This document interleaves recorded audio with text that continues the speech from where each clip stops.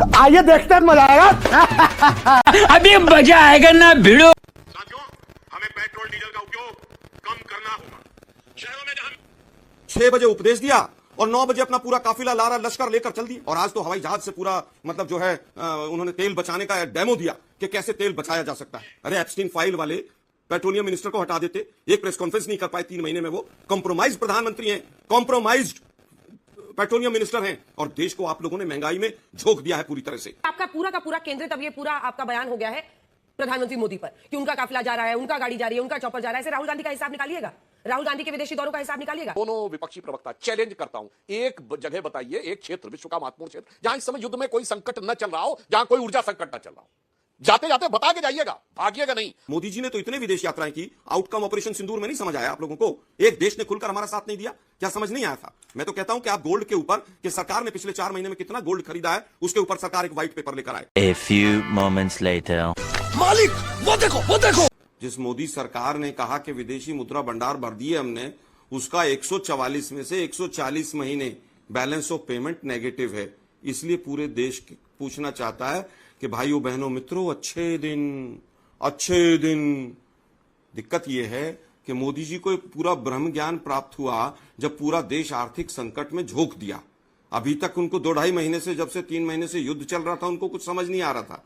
राहुल गांधी जी ने जो कहा वो उनको समझ नहीं आया था, क्योंकि वो ब्रह्मज्ञानी है, वो तो इंसान है ही नहीं, वो तो परमात्मा से पता नहीं क्या क्या वो कहते रहते हैं। अभी सुधांशु भाई ने कहा कि वहां 2% बढ़ गया, वहां 10%, वहां 20%, और भारत में कुछ बढ़ा ही नहीं। ये गड़बड़ है बाबा। 1060 रुपए कमर्शियल गैस के बढ़ा दिए। अगर 1 जनवरी से अगर देखें तो दुगने दाम हो गए। 1518 से लेकर वो 3100 रुपए पर चले गए। इनको परसेंटेज ही कैलकुलेट करने नहीं आए। दुर्भाग्य ये है, ये कहावत है ना, पर उपदेश कुशल बहु तेरे। मोदी जी जैसा ज्ञान देखते हैं, जैसा मौका देखते हैं, वैसा भाषण दे देते हैं। बिल्कुल सुधांशु भाई ने सही कहा।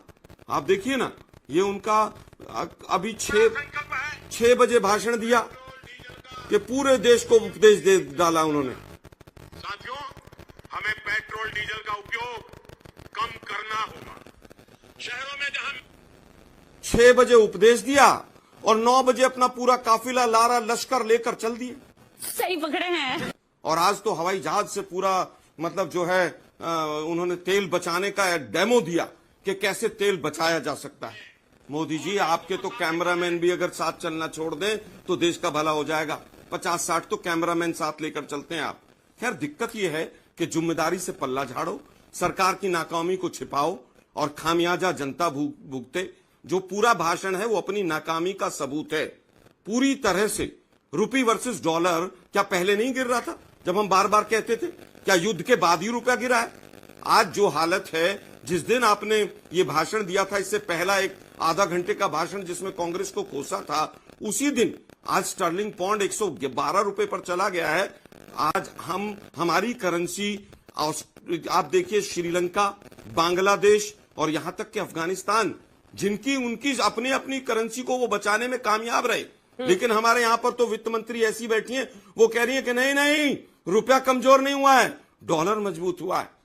वह क्या सीन है। अरे एप्स्टीन फाइल वाले पेट्रोलियम मिनिस्टर को हटा देते, एक प्रेस कॉन्फ्रेंस नहीं कर पाए 3 महीने में। वो कॉम्प्रोमाइज प्रधानमंत्री हैं, कॉम्प्रोमाइज्ड पेट्रोलियम मिनिस्टर हैं, और देश को आप लोगों ने महंगाई में झोंक दिया है पूरी तरह से।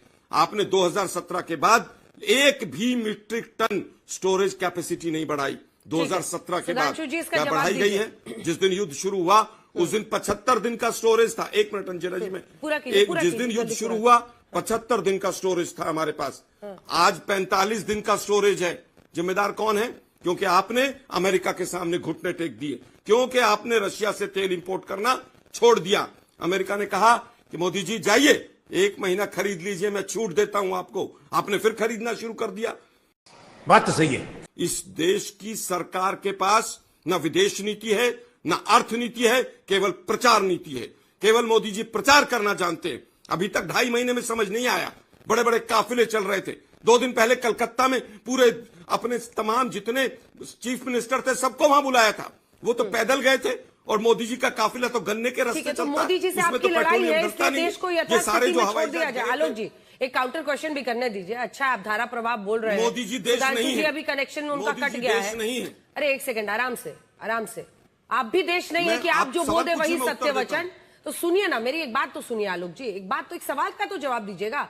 चूंकि आपका पूरा का पूरा केंद्रित अब ये पूरा आपका बयान हो गया है प्रधानमंत्री मोदी पर कि उनका काफिला जा रहा है, उनका गाड़ी जा रही है, उनका चॉपर जा रहा है। ऐसे राहुल गांधी का हिसाब निकालिएगा, राहुल गांधी के विदेशी दौरों का हिसाब निकालिएगा। इसको पर्सनल मत बनाइए। अभी बदत है भाई, अभी बदत है। देखिए मुझे लगता है कि रुपए को भी बचाना चाहिए था डॉलर की तुलना में। एक्सपोर्ट को बचाना चाहिए था। गल्फ कंट्रीज में एक्सपोर्ट लगभग 1.5 लाख करोड़ पर मंथ का है, वो बिल्कुल डाउन है। सरकार की क्या पॉलिसी है उस पर कोई जवाब नहीं है सरकार का। एनर्जी सिक्योरिटी पे कोई जवाब नहीं है, और आने वाले दिनों में फूड सिक्योरिटी पे भी जवाब नहीं रहेगा। ठीक है। खाद कम कर दो। अरे भाई, प्रोडक्शन जो कम होगा उससे कौन जिम्मेदारी भरतेगा? अगर खाद कम करने से प्रोडक्शन कम होगा, किसान की आय घटेगी, उसका कौन जिम्मेदार होगा? आपने तो कहा था 2022 में किसान की आय दुगनी कर दूंगा मैं, क्या हुआ? मंगलसूत्र 2024 में कहते थे मंगलसूत्र छीन लेंगे विपक्ष वाले। हाँ। दुर्भाग्य यह है कि मोदी जी ने छीन लिया आज मंगलसूत्र। अपने घर जाना है।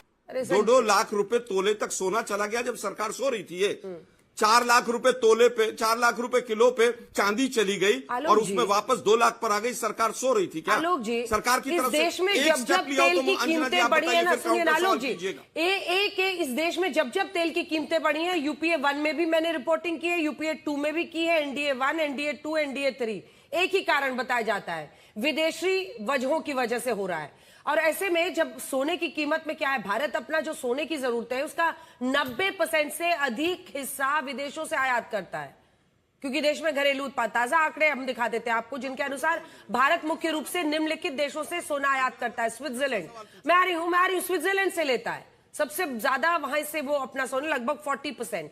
अच्छा, हमको सिखा रिया है। अब जब आप अन्य देशों से खरीदते हैं, जब आप उसमें डॉलर का भुगतान करते हैं, तो जाहिर तौर पर ये आपके फॉरेक्स को अफेक्ट करता है। It's a real problem, war situation, जो कि भारत ने शुरू नहीं किया इस युद्ध को। हाँ, छोटा सा जवाब, क्योंकि बाकी दोनों इंतजार कर रहे हैं। बहुत अच्छा सवाल पूछा अंजना जी आपने। 1 साल पहले मोदी जी ने इसी संसद में खड़े होकर कहा था, पंडित नेहरू पर तंज कसा था कि पहले प्रधानमंत्री कहते थे कि वॉर की वजह से महंगाई हो जाती है। मोदी जी शायद भूल गए थे कि अब उनके टाइम पे भी जवाब देना पड़ेगा। दुर्भाग्य यह है कि आप जिस तरह से कह रहे हैं कि वॉर की वजह से केवल ऐसा हो गया। अरे भाई, रशिया से तो हम रुपए में खरीद रहे थे, ईरान से तो तेल हम रुपये में खरीद रहे थे, क्यों बंद कर दिया? अपने घर जाना है। क्योंकि कॉम्प्रोमाइज प्रधानमंत्री है, क्योंकि कॉम्प्रोमाइज एप्स्टीन फाइल वाला पेट्रोलियम मिनिस्टर है। वो नहीं बता रहे आप। वो भी बताइए कि अगर अमेरिका की डील जो है उसका पूरे देश को नहीं पता है कि क्या अमेरिका के साथ डील की है, वो छन छन के आ रही है। ठीक है, चलिए तो दिखाइए अंजना एक जी बार को भी अभी। नहीं पता। अगर डील की कॉपी हो तो मुझे जरूर भेजिएगा अंजना जी। गजब बेइज्जती है। आलोक शर्मा जी से मैंने पेट्रोल और डीजल की बात कही, वो एलपीजी गैस की बात करने लगे। मैंने जो बोला था कि पेट्रोल और डीजल के किराए सारी जगह बढ़े हुए हैं। आज भी कोई जाके चेक कर लेना, मैंने भी बोला, चैलेंज करे, भी खोलिए, देखिए कितना है अमेरिका में प्राइस, कैलिफोर्निया में खोलिए। चलिए छोड़िए, अब एलपीजी गैस पे बता देते हैं। सारे दर्शकों से कहता हूं, खोलिए जरा जाके 1 जनवरी 2014 को एलपीजी सिलेंडर कितने का था मार्केट में, चाहे बीपीसीएल की वेबसाइट खोल लीजिए, चाहे इंडियन ऑयल की खोल लीजिए, और देखिए 1241 रुपए, 1241 रुपए। ना तो कोई युद्ध हो रहा था, ना कोई संकट था, ना कोई समस्या थी। वित्त मंत्री चिदम्बरम साहब 2013 में कह रहे हैं कि सोना कम से कम खरीदिए। कोई संकट तो नहीं था 2013 में। मैं पूछना चाह रहा हूं, 2010 में महंगाई 11%, 12%। भाई, कौन सा विश्व का संकट आ रहा था, कौन सा युद्ध चल रहा था? आशुतोष वर्मा जी ने अद्भुत ज्ञान दिया। ये चुप है। दोनों विपक्षी प्रवक्ता, चैलेंज करता हूं, एक जगह बताइए, एक क्षेत्र, विश्व का महत्वपूर्ण क्षेत्र, जहां इस समय युद्ध में कोई संकट न चल रहा हो, जहां कोई ऊर्जा संकट न चल रहा हो। जाते जाते बता के जाइएगा, भागिएगा नहीं। अब मैं बताना चाहता हूं, इन्होंने कहा विदेशी दौरे की बात। ये राहुल गांधी जी क्या करने जाते हैं विदेश में दौरे? अखिलेश जी लंदन क्या करने गए थे? प्रधानमंत्री जी प्रधानमंत्री हैं, वो भारत के प्रधानमंत्री का दौरा था। एक एक मिनट बाय मिनट पता होता है, और उसका क्या आउटकम है वो भी पता होता है। कहे ये आलोक शर्मा जी, ये चुनाव के दौरान ग्रेट निकोबार में ये जंगलों की सैर करने ये राहुल गांधी जी काहे गए थे? और इस ढंग के व्यर्थ के वितंडावाद नहीं करने चाहिए सुरक्षा काफिले को लेकर। तो फिर तो मैं तो ऐसे पूछूं कि भाई आपको राहुल जी को या अखिलेश जी को किससे सुरक्षा का खतरा है? हमारे नेताओं को मैं कहता हूं नक्सलियों से खतरा है, इस्लामिक आतंकवादियों से खतरा है। आपको किससे खतरा है? गांधीयत विद गन वालों से या भटके हुए नौजवानों से? अरे कैसा चमन जैसा बात करता है। और मैं पूछना चाहता हूं, और सबसे ज्यादा विदेशी दौरा करने वाले लोग, वो लोग आज ये बात कहते हैं। और फिर मैं आलोक शर्मा जी, आपको याद रखना चाहिए भारत के इतिहास का, ये आपका सबसे कम फॉरेन एक्सचेंज रिजर्व कब रहा है? लेस देन $1 बिलियन आपकी सरकार में। 2 बार रुपए का डिवेल्युएशन हुआ, जुलाई 91 और सितंबर 91 में।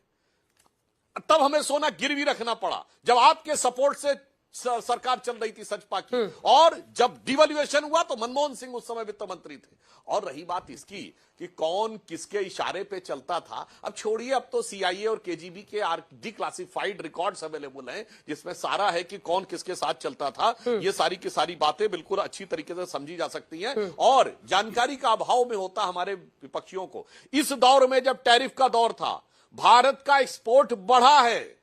हमने $6.8 बिलियन का एक्सपोर्ट किया, $680 बिलियन का। यानी हम दुनिया के चुनिंदा देशों में से हैं जिसने इस दौर में भी अपना एक्सपोर्ट बढ़ाया है। झूठ बोलो, बार बार झूठ बोलो।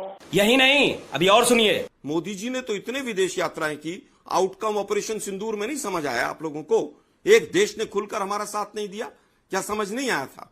मैं तो कहता हूं कि आप गोल्ड के ऊपर, कि सरकार ने पिछले 4 महीने में कितना गोल्ड खरीदा है, उसके ऊपर सरकार एक व्हाइट पेपर लेकर आए।